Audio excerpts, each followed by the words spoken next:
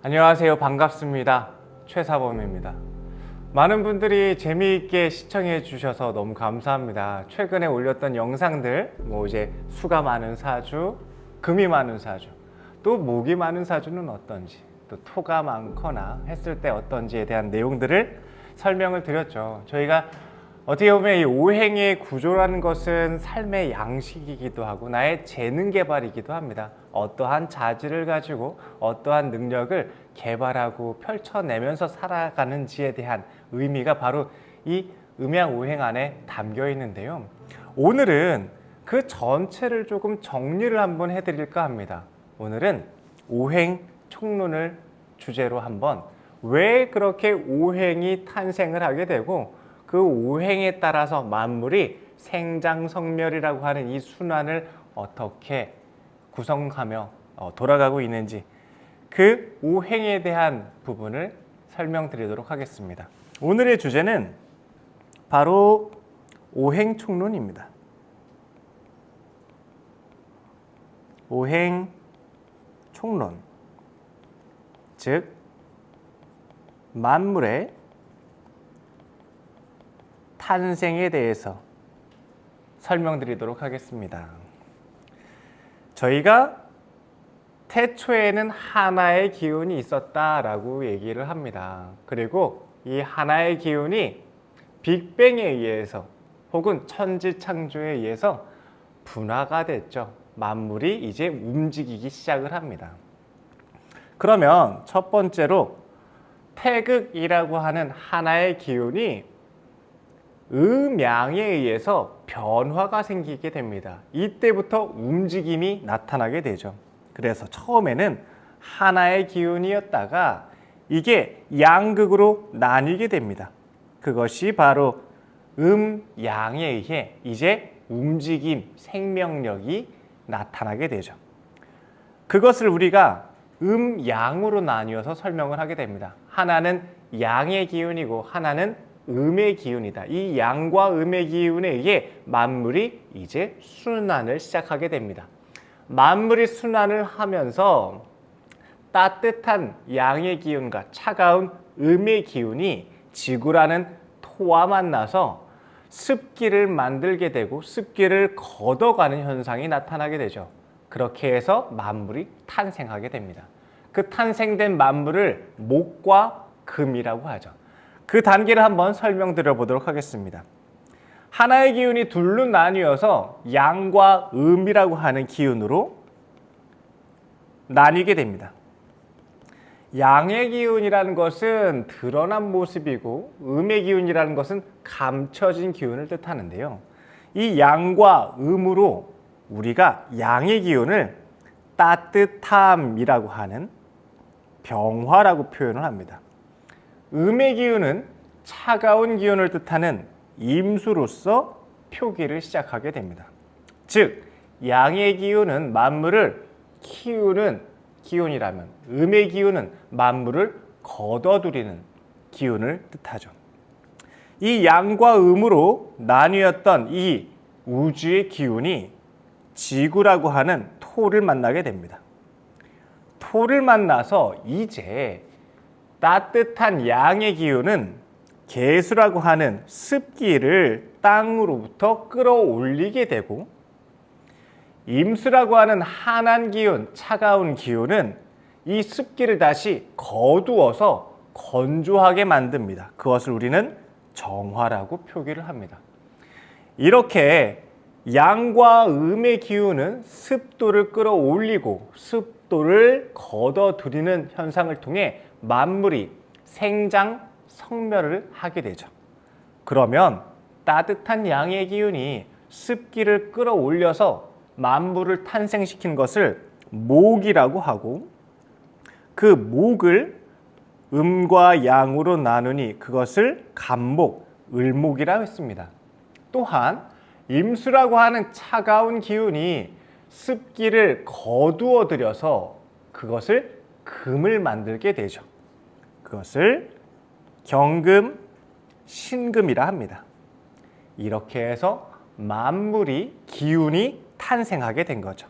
갑을 병정, 무기 경신, 임계. 무토와 기토라는 것은 바로 지구의 기운을 뜻하는데 지구의 기운인 무토와 땅 속의 기운인 기토, 지지를 의미합니다. 그래서 기와 질로 이것을 무토와 기토라고 얘기를 합니다. 이렇게 만물이 탄생을 하게 되죠. 이제 이 만물이 움직이기 시작합니다. 습도가 올라오는 시기를 우리가 춘절이라고 얘기하고 습도가 올라와서 만물이 개화해서 넓게 펼쳐지는 것을 하절, 여름이라고 합니다. 또한 그 뜨거운 열기를 걷어들여서 목을 이제 금이라고 하는 열매를 맺게 하는 것을 가을이라고 하고 이 가을에 만들어진 열매를 수렴해서 거두어 수렴을 하게 되니 추수를 하게 되니 이것을 신금이라고 즉 겨울이라고 얘기를 합니다. 이렇게 해서 나타나는 것이 바로 봄, 여름, 가을, 겨울이에요. 기준점은 양과 음이 변화하는 하지가 기준이 되고 또한 동지를 기반으로 해서 이러한 자연의 순환의 시간표가 생기게 됐습니다. 여기를 춘절이라 얘기하고 이 여기를 하절 그리고 추절과 동절로 나뉠 수가 있습니다. 그 기준점은 바로 하지 그리고 동지가 되죠. 그리고 춘분, 추분이 됩니다. 이렇게 만물의 기운이 지구라는 땅과 만나서 생명력을 만들어내고 다시 거두어가는 생장, 성멸의 시간표가 만들어지게 됐습니다. 그래서 동지부터 우리를 이걸 계절의 시간을 의미를 둬서 12지지로 나눴습니다. 시간의 개념이 여기 이제 들어가는 거죠. 동지 이후부터를 자, 축, 인, 묘, 진, 사, 오, 미, 신, 유, 술, 해, 다시 자 이렇게 12지지로 나뉘게 됩니다. 자, 그러면은 이렇게 해서 나타난 만물의 생장성멸을 의미를 합니다. 추가적으로 춘절에는 간목이 태어나게 되죠. 그래서 배우고 익힌다라고 얘기합니다. 새싹이 무럭무럭 성장해가는 과정, 즉 사람에게는 유년 시절을 의미를 하죠. 그리고 가정교육과 학교 교육을 통해 지식을 잘 만든 연후 사회에 나가서 사회 활동을 하게 됩니다. 그것을 우리가 을목이라고 하죠. 사회 활동을 통해서 경험과 경력을 차곡차곡 쌓아가 이제 내가 다른 사람들을 거느리게 되고 관리하게 되는 리더자, 총괄자, 지도자의 권한을 갖게 되는 모습을 경금이라고 하고요. 완성된 가치를 최고로 만들어서 가장 끝자락까지 완성품이 된 모습을 바로 신금이라고 합니다. 이 만물의 생장성멸을 통해 우리가 나고 자라고 성장하고 가치화시키고 가치된 것들을 다시 수렴하는 이러한 자연의 순환 상생이 이어지게 되죠. 우리가 여기에서 말씀을 드린 것이 이때 수가 많으면, 이때 화가 많으면, 토가 많으면, 목이나 금이 많으면 어떤 현상이 나타나는가라는 것을 바로 지금 보여드린 이 표 안에서 설명을 드렸던 겁니다. 추가로 설명드리면 춘절에는 간목이라고 하는 나무가 탄생해서 성장해야 됩니다. 그러기 위해서는 당연히 개수라고 하는 습기, 양분, 생명력이 바탕이 돼야 되고 병화라고 하는 따뜻한 태양의 기운에 의해서 인도하고 이끌어주게 됩니다. 그러니 간목은 개수를 통해 배우고 익히고 병화로서 배우고 익힌 실력을 사회에 나아가서 활용하게 되는 것을 의미를 하고, 을목은 개수의 우선 병화에 의해 세상에 나아가서 사람들과 관계력과 소통력을 통해서 넓게 관계를 형성시켜 사회를 구성하게 되고, 거기에 필요한 지혜와 능력과 경쟁력을 개수를 통해서 학습하게 되고 익히게 되는 거죠. 즉, 개수는 실력이 되고 병화는 활동이 되는 것을 뜻합니다. 똑같은 의미로 우리가 가을, 겨울로 넘어가 보겠습니다. 이제 가을에는 나무를 키우는 것을 이제 거두고 나무는 죽이고 금을 만들게 됩니다. 바로 열매와 결실을 만든다라는 뜻인 거죠. 그러면 이 금이라고 하는 가치는 정화라고 하는 열기에 의해 나의 가치화를 시키고, 임수라고 하는 찬 기운을 통해 세상에 알리게 됩니다. 또한 신금은 임수라고 하는 시장성에 맞춰서 나의 가치를 잘 전달하게 되고, 정화로서 나의 상품 가치를 더 업그레이드 시키면서 개선하는 역할을 하게 되죠. 이렇게 각각의 계절마다 춘절에는 개갑병으로, 하절에는 개을병으로, 추절에는 정경임으로, 동절에는 정신임으로 배합을 맞추게 됩니다. 이 각각에 맞는 배합을 갖췄을 때 전문성이 뛰어난 자질을 통해 내가 능력까지 활용하게 되는 내 실력을 갖추게 되는 건 거죠. 그러면 여기에 이제 토가 배합이 되는 겁니다. 춘절에는 습도를 머금어서 배우고 익혀야 되기 때문에 기토라고 하는 지질이 먼저 중요하게 여겨지게 됩니다. 그러니 춘절에는 기토가 배합을 하게 되고요. 하절에는 사회에 나가서 진출하고 활용해야 되니 병화라고 하는 태양을 무토로서 우리가 받아들이게 됩니다. 그래서 하절에는 무토가 배합이 돼야 되겠죠. 같은 의미로 추절에는 정화라고 하는 기술력을 내가 받아들여서 활용해야 되니 기토라고 하는 오행의 배합이 필요하고, 겨울에는 임수라고 하는 외부 환경에 대한 인지가 필요하니 때에 맞는 변화를 위해 무토가 배합이 돼야 됩니다.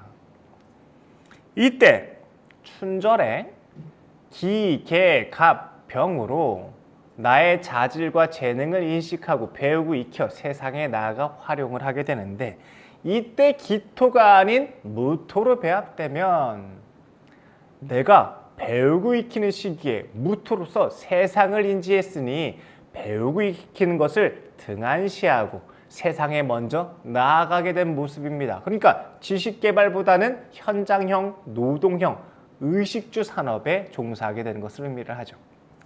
마찬가지로 하절에는 무토로서 세상을 먼저 인식을 해서 나의 가치를 만들어 나서 가야 되는데, 기토로 세상보다는 나의 실력에 더 위주로, 나의 개인적인 쓰임을 더 위주로 한다니 사적 이익의 포인트를 맞추게 되는 현상이 나타나게 됩니다. 공적으로 사람들과 조직 관리를 통해서, 대인과의 소통을 통해서 함께 성장해서 내가 그 성장에 따른 신분과 지위를 올리는 것이 무토로 한 인식인데, 그러지 않고 기토로 했다는 것은 전체를 포용하기보다는 개인의 사익에 초점을 맞췄다라는 의미가 들어가죠. 가을에는 정화라고 하는 기술력을 보유를 하려면 기토가 인식이 돼서 먼저 배합을 맞춰 나의 실력을 만들고 가치화를 만들고 제품화를 구성해야 되는데, 만약에 이때 무토로 배합이 된다면 정화라고 하는 실력과 재능을 우선시하지 않고 임수라고 하는 시장성에 먼저 맞춰졌으니 준비를 덜 하고 나간 모습과도 같습니다. 그러니 제품성이 떨어질 수 있겠죠. 그러려면 간목으로 다시 우리가 소토를 통해 지식 개발을 더 해야 된다. 다시 교육하고 재개발하고 재상품을 만들어야 된다는 의미가 그래서 나오는 거고요. 겨울에는 임수라고 하는 차가운 외부 환경과 시장성을 인지하기 위해서 무토로 배합이 돼야 되는데, 그러지 않고 기토로 된다면 큰 물이 기토를 범람해 넘쳐 흐른 것과 같아 홍수라는 현상이 나타나게 되죠. 이렇게 오행의 구조에 따라서 어떻게 배합되느냐에 따라 그 살아가는 모습과 능력을 만드는 가치화 과정이 바뀌게 됩니다. 만약에 춘절에 간목으로 개갑병해서 배우고 익힌 연후에 사회에 나가서 능력을 활용해야 되는데 춘절에 간목이 아닌 을목으로 배합이 맞춰졌다면 춘절의 을목이니 먼저 배우고 익히는 실력을 단단히 하지 않고 세상에 먼저 빨리 나간 모습과도 같죠. 덜 배우고 나갔으니까 어떡합니까? 실력이 부족한 상태가 나중에 드러나게 되겠죠. 하절에는 을목으로 세상을 인식해 활용 가능하게 해야 되는데 만약에 하절에 간목으로 배합이 됐다면 을병이 아닌 갑병이 됐다면 그럴 경우엔 내가 사회에 나아간 연후에 뒤늦게 다시 간목이라고 하는 학습을 다시 하게 된다라는 뜻이기도 합니다. 재교육을 하게 된다. 다시 기초 공부를 추가적으로 하게 되는 모습이죠. 같은 의미로 가을을 살펴보시죠. 가을에는 내가 정화로서 경금이라고 하는 열매를 만들어야 되는데 가을에 경금이 아닌 신금이 배합된다면 제품화도 시키지 않고 상품화로 먼저 시장에 내보낸 모습이니 제품성이 좀 떨어지겠죠. 그리고 먼저 유통부터 시킨 겁니다. 고부가가치가 아닌 낮은 퀄리티의 상품을 내보낸 것과도 같겠죠. 겨울을 볼까요? 겨울에는 신금이라고 하는 완성품을 가지고 시장성에 맞춰서 유통과 거래를 시켜야 되는 건데 신금이 아닌 경금이 맞춰졌다면 그러면 나는 훗날 시장에 내보낸 연후에 상품성의 부족함을 인식해 제품 개발을 다시 하는 모습과도 같습니다. 그러면 을목이 간목을 만나서 시장에 먼저 나갔다라는 의미는 무엇일까요? 춘절에 간목이 아닌 을목으로 먼저 세상에 진출했다라는 뜻은 무엇일까요? 먼저 나갔다라는 뜻은 성급했다라는 의미가 있고 가치가 낮다라는 의미가 있으니까 고부가가치로 갈 것인지 저부가가치로 갈 것인지 그 판단의 기준이 되겠죠. 같은 의미로 겨울에 신금으로 완성된 가치를 만들고 내보내야 되고 가을에는 경금이라고 하는 열매와 결실, 전문성이 가득한 결과물을 만들어야 되는데 신금으로 먼저 내보냈어. 그러면 이게 고부가가치입니까? 저부가가치입니까? 이게 가격이 높은 경쟁력입니까? 아니면은 박리다매로 활용해야 되는 것일까요? 이런 차이들을 우리가 음양오행을 통해 구분하게 되는 건 거죠. 어느 것이 맞고 나쁘다라는 의미로 전달드리는 것은 아닙니다. 선배합이 있다면 때에 맞게 합당한 과정들을 만든 연후에 단계별로 발전해 나가는 모습이지만 선배합이 아닌 기신배합이라면 다른 계절의 것을, 다른 오행의 것이 맞춰졌다면 그 부족한 것들을 개선하고 복구해 가면서 살아가는 방법이 될 것입니다. 우리가 이러한 오행의 기준점은 생장성멸, 추나 추동이라고 하는 시기가 중요하다는 뜻입니다. 마치 우리가 봄, 여름에는 병화라고 하는 따뜻한 태양이 중요한데 병화는 없고 임수가 있다면 나는 가을, 겨울을 살겠다라는 목적성이 달라진 모습입니다. 가을, 겨울에 정화라고 하는 기술력과 재능을 바탕으로 살아가야 되는데 개수라는 것이 배합이 됐다면 나는 기술과 전문성보다 인문과 정신과 지식을 추구하려는 것으로 변화돼서 살아가겠죠. 이렇게 임수와 병화, 이 수화의 기운이 바뀌었다라는 것은 외부 환경에 의해서 내가 진로가 바뀐다는 뜻입니다. 남편과 결혼을 해서 이민을 가게 됐던 것처럼 우리가 갑작스런 외부 요건의 변화 때문에 삶의 진로가 바뀐다는 의미라면 정화, 개수라고 하는 수화가 바뀌어서 배합이 된다는 것은 내가 원하는 것이 다른 것을 택했기 때문에 나의 적성에 대한 변화가 생긴다는 뜻이죠. 즉 이것은 나의 선택에 의한 변화인 거고, 임수병화가 바뀌게 된다는 건 외부 환경에 의한 변화로 바뀌게 되는 삶을 살아가게 됩니다. 이것을 이도라고 얘기를 합니다. 바뀐 삶, 다른 길을 간다라는 의미인 거죠. 이도에서 성공을 하려면 그 바뀐 오행에 맞춰서 해당하는 오행의 배합을 또한 갖춰야 될 것입니다. 여기까지가 오행의 첫 번째 단계, 만물의 탄생입니다. 조금 어려우실 수도 있는데요.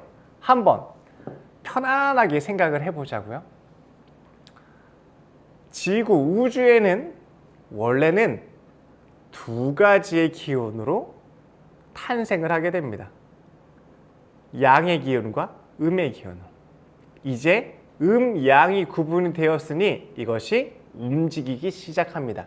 순환을 시작한다는 뜻이죠. 이 순환의 기운이 토와 만나서 지구의 기운과 더불어서 이제 따뜻한 기운은 습기를 끌어올릴 것이고 차가운 기운은 습기를 마르게 할 것입니다. 여기까지는 기운이에요.